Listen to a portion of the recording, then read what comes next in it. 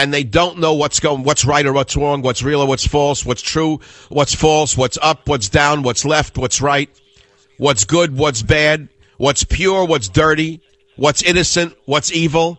They don't know who they are because the schools are part of the problem. And we know that. It's a mess. And what do we do about the violence in video games? Well, you can start somewhere. You can throw your hands up and say, there's nothing we can do. The heck with it. I'll just go about my business, which is what most people are doing. At first, you get mad, let's say, if you take these things personally as I do. For some foolish reason, I empathize too much with the death of children. It's because of things that occurred in my life with my own brother, who was institutionalized, even though he never harmed a fly because he just never could. He was never that way. And so I have tremendous empathy for the innocent and the weak, whether it be pets or farm animals or children who are born in some manner weaker than others. I have great compassion for them. However, not to the extent that you let them hurt other children, which brings it all the way back to the beginning of this child's life. I don't know whether he showed signs of violence when he was young. We do know that she was trying to commit him to a psychiatric facility. The mother was planning to commit the subhuman to a psychiatric facility, according to a lifelong resident of the area who was familiar with the killer's family and several of the victims' families.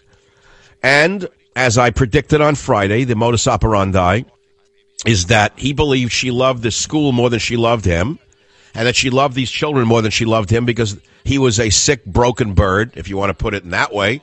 And she, as a volunteer, found some joy in the healthy, beautiful children in the classroom. I'm a former teacher, and there's probably the nicest sound on earth is the sound of children in the classroom.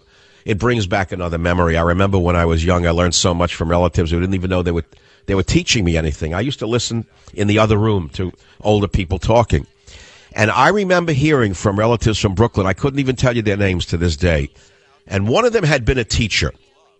Let's call him Solly. I don't know what his name was. Solly was a teacher, and he left teaching to become a businessman because he wasn't making enough money. And 2 years later, he gave up the business that he had gone into and went back to teaching, I overheard as a young boy. Why did Solly go back to the classroom? Because he heard the laughter and the sounds of the children, and he couldn't get it out of his mind. That's where he wanted to be. So not everybody sets out on life's journey to achieve fame and fortune.